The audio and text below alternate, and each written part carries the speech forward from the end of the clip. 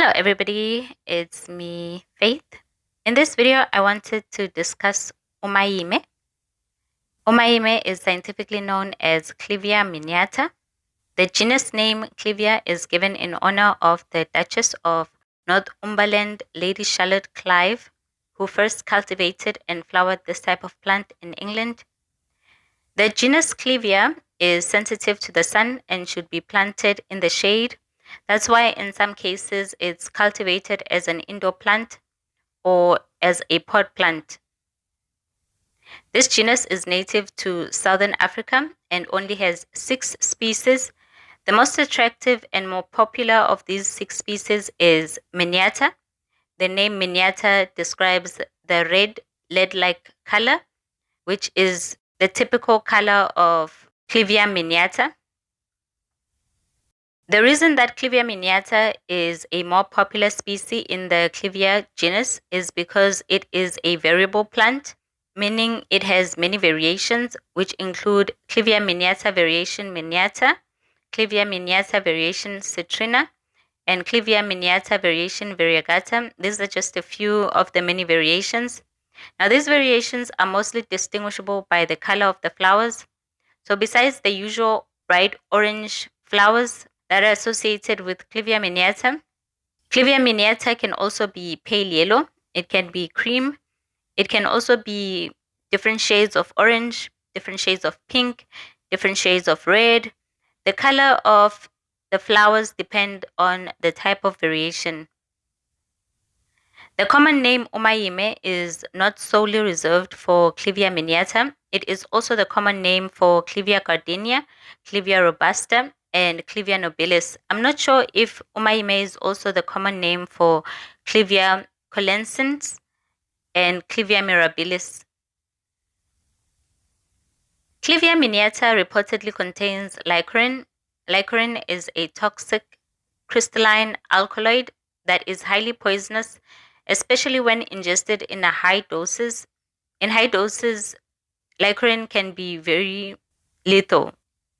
This means that consuming large quantities of umayime can be hazardous, causing a host of health issues such as paralysis and central nervous system depression.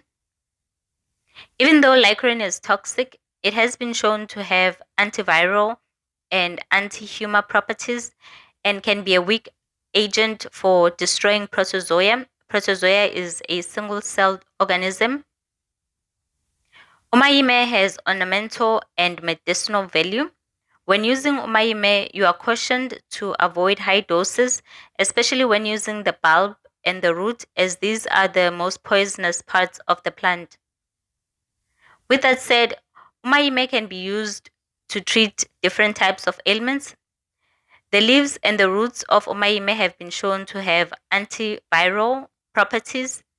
As such, umayime has been used to treat human immunodeficiency virus or HIV. In South Africa, women take infusions of umayime leaves as an alternative medicine to facilitate delivery at childbirth or to augment labor. In Limpopo, umayime is used to treat arthritis, skin disorder, and tuberculosis. In Transkei, the bulb of umayime is used to treat infertility and urinary complaints. Zulu people use umayime to treat influenza, bad coughs, the building of mucus in the nose and throat, fever that is not associated with infection, as well as fever that is associated with infections such as malarial or scarlet fever, smallpox and measles, pneumonia, acute bronchitis, and issues related to the small intestine. Umayime is an effective anodyne, hence it is used as a painkiller. It is also used as an emetic to induce vomiting, and it is also used as a snake bite antidote. Umayime is also used to make iswasho for protection. This can be protection against evil spirits and witchcraft.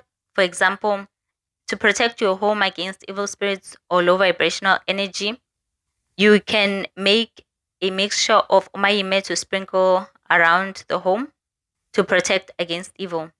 I've also seen people use Umayime as an emetic after a person has been struck by lightning or almost struck by lightning. This is because a person being struck by lightning is associated with witchcraft. You can go watch the video I did on African superstition about witchcraft to learn more about why African people associate lightning with witchcraft. You can also use Umayime to make a herbal mixture called intelezi that can be sprinkled in and around your home to protect the home against lightning strikes. The roots, leaves, and parts of the comb is the swollen underground plant stem. These parts can be prepared using different methods in order to treat a number of ailments.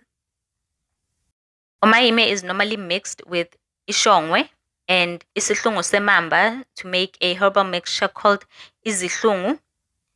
Izihlungu is also used to treat stomach cramps that stem from consuming poisoned meat.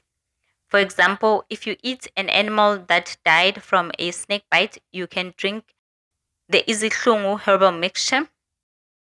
By the way, these three plants, Umayime, Ishongwe, and Semamba, are known as snake bite medicines. So if you get bitten by a snake, you can use one of them as one or more, or all three of them to treat snake bites. So if you're bitten by a mamba, for example, black mamba or green mamba, you can use Islungu Semamba to treat that bite. You can use it as an antidote. The leaves of Umayime are one of the ingredients used when making Islambezo. Islambezo is a herbal tonic that is consumed during the last 3 months of pregnancy to help with pregnancy-related ailments such as indigestion, edema, infection, constipation, and hypertension. Islambezo is also used to augment child labor. You can go to one of the Instagram posts I made a few months back to see all the ingredients that I used in the Islambezo herbal tonic. The roots and leaves of Umayime are also an ingredient in another herbal mixture called inembe. Inembe is a herbal infusion taken regularly during pregnancy to ensure an easy childbirth. Boiling Umayime leaves in water, straining the mixture, and drinking the resulting liquid can cause contractions in the uterus as well as the small intestine. By the small intestine, I mean like the last part of the small intestine because that's the part that will be caused to contract. The leaves can be crushed and applied directly to the wound to speed up recovery. The stem can be made into a decoction that is taken orally to cure gastrointestinal ailments. The comb or underground stem can be used in a mixture that purifies and cleanses the blood. The bulb can be made into a decoction that is used to treat urinary complaints.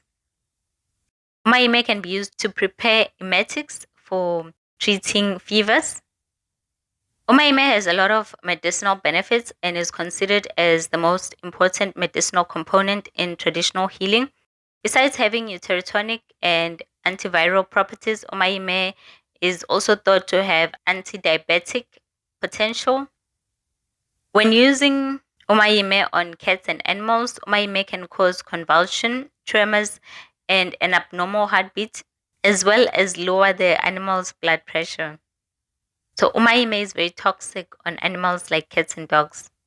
In some cultures, Umayime is seen as a symbol of gentlemen of honor and nobility. That's it on this very short video. Thank you so much for listening. Don't forget to subscribe. Stay blessed and bye.